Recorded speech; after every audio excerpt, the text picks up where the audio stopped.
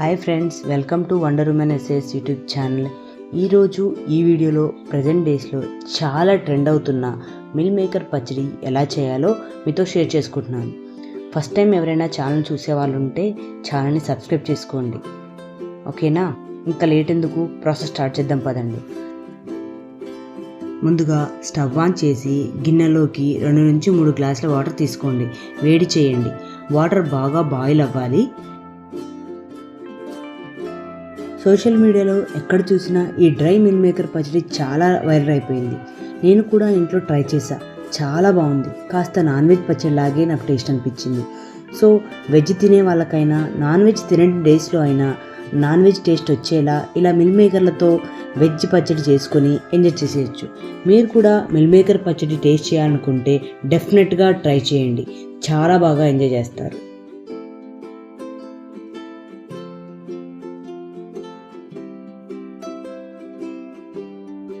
ఇంకా వాటర్ని కొంచెం బాయిల్ అవ్వనివ్వండి. ఇలా బాయిల్ అవ్వడం వల్ల మనకేంటంటే వెంటనే స్టవ్ ఆఫ్ చేసి ఇంకా మిల్ మేకర్లే అందులో వేసేసుకున్నా మనకి ఈజీగా ఉంటుంది.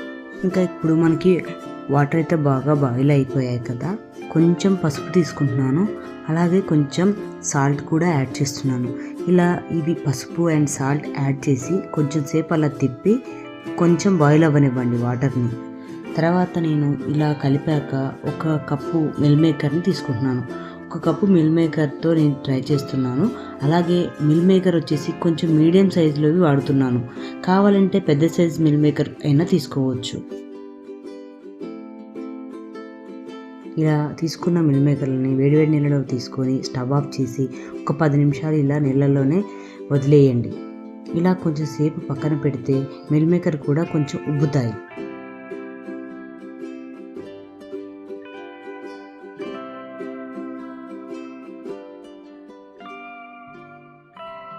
జస్ట్ ఒక 1 మినిట్ 2 మినిట్స్ వేసాక అలా ఉంచామనుకోండి, మనకి ఈజీగా ఉంటుంది. అలా వేసి ఒకసారి ఇలా కలిపేసి ఇంకా స్టవ్ ఆఫ్ చేసుకోండి.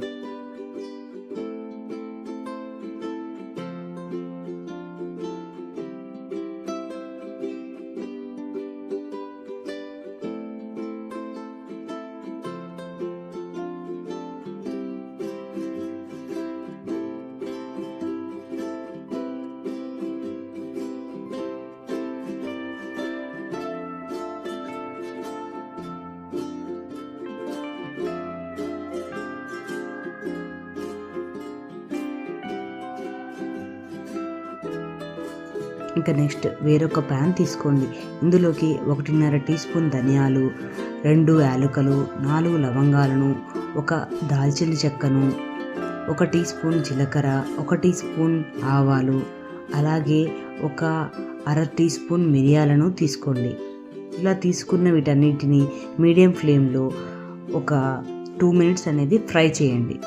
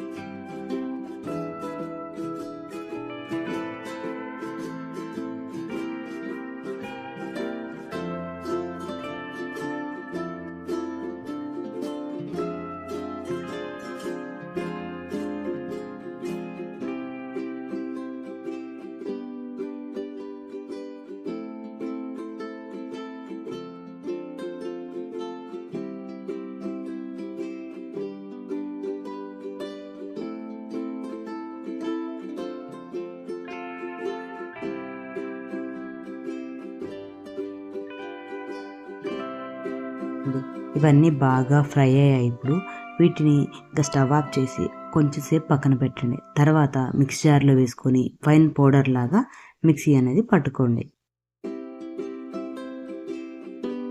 చూడండి, వీడియోలో చూపిస్తున్న విధంగా ఇలా ఫైన్ పౌడర్ లాగా మిక్సీ అయితే పట్టుకోండి. ఇలా పట్టుకున్న పౌడర్ని కూడా ఇంకా పక్కన పెట్టండి.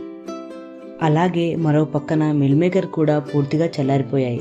ఇప్పుడు వీటిని కొంచెం కొంచెంగా ఇలా తీసుకొని పూర్తిగా ఇందులో నీళ్ళను పిండేసి ఒక ప్లేట్లోకి తీసుకోండి.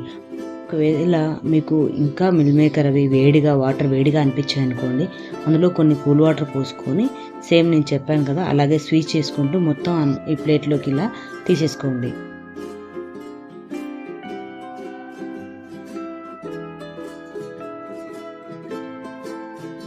నేను ప్లేట్లో చూపిస్తున్నాను కదా, కంప్లీట్గా వాటర్ అనేది మనం స్వీచ్ చేసేయాలి, ఇలా పిండేయాలి. ఓకేనా, వీటిలో వాటర్ అనేది అసలు ఉండకుండా అలా పిండేసుకోవాలి. మనం చట్నీ కదా పెట్టేది, సో కొంచెం ఎక్కువ రోజులు ఉండాలని ఇందులో వాటర్ కూడా ఉండొద్దు.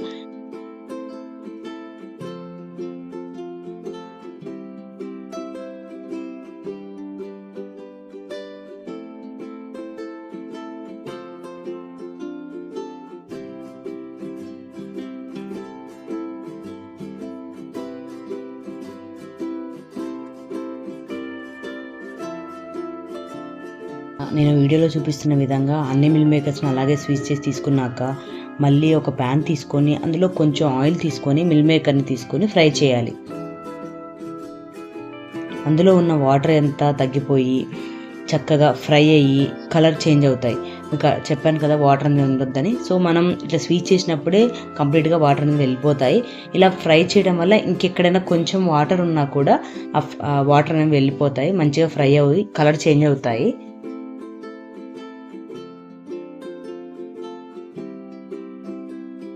అలాగే ఈ టైంలో మరీ ఎక్కువగా అయితే మనం ఆయిల్ని యూజ్ చేసుకోవద్దండి. ఓకేనా, ఎందుకు అంటే మనం ఎంత ఆయిల్ వేసినా మిల్ మేకర్ అనేది దాన్ని పీల్ చేసుకుంటుంది.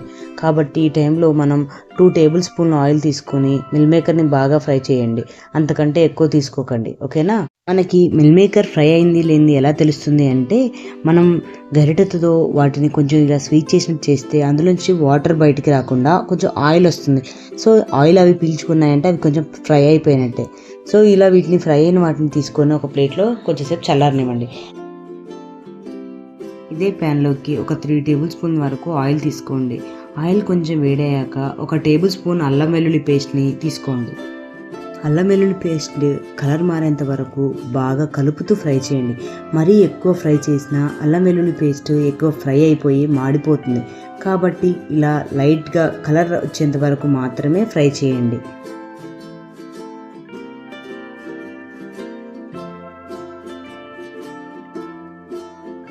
ఇలా అల్లం వెల్లుల్లి పేస్ట్ కలర్ వచ్చాక కొంచెం కరివేపాకును యాడ్ చేయండి. కరివేపాకు అనేది మనకి కొంచెం క్రిస్పీగా అవ్వగానే స్టవ్ ఆఫ్ చేసేయండి.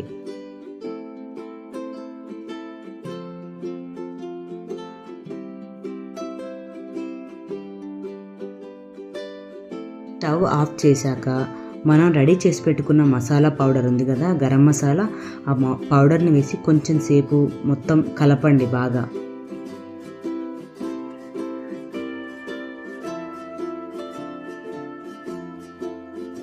ఇందులోకి ఒక టేబుల్ స్పూన్ కారం, ఒక టేబుల్ స్పూన్ ఉప్పుని కూడా యాడ్ చేయండి. అలాగే చిటికెడంత పసుపుని కూడా తీసుకొని బాగా కలపండి.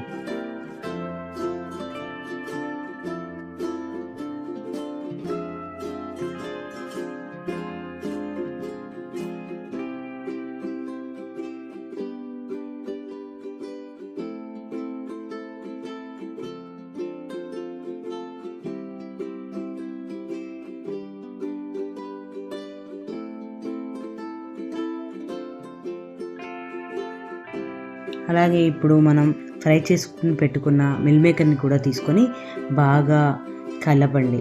పూర్తిగా చల్లారేంత వరకు వదిలేయండి. ఇది పూర్తిగా చల్లారాక అరచెక్క నిమ్మరసాన్ని కూడా పిండండి.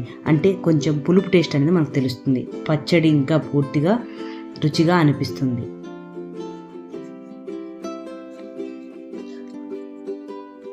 అలాగే మనం చేసిన క్వాంటిటీకి అరచెక్క నిమ్మరసం అయితే సరిపోతుంది. ఇక్కడ నేను ఈ పచ్చడిని కొంచెం ఆయిల్తోనే చేస్తున్నాను.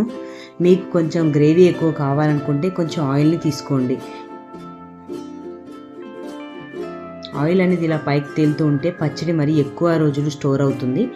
మనకు అవసరం లేదు అనుకుంటే మాత్రం నార్మల్గా చేసేసుకోండి. నాకైతే మిల్ మేకర్ పచ్చడి అనేది చాలా బాగా నచ్చింది. నేను మిల్ మేకర్ అసలు కర్రీ అనేది తినను, కానీ ఇలా చట్నీలాగా ట్రై చేస్తే మాత్రం నాకు చాలా బాగా నచ్చింది. నేనైతే ఫస్ట్ టైం ట్రై చేసినా కూడా ఎంత బాగా వచ్చింది. సో మీరు కూడా ట్రై చేయండి. మిల్ మేకర్ చట్నీ ఎలా వచ్చింది ఏంటనేది కామెంట్స్లో చెప్పండి. మిల్ మేకర్ పచ్చడిని టేస్ట్ చేయాలనుకుంటే ఒకసారి డెఫినెట్గా ట్రై చేయండి. ఈ వీడియో మీకు నచ్చినట్టయితే లైక్ చేయండి, కామెంట్ చేయండి, షేర్ చేయండి. Thank you.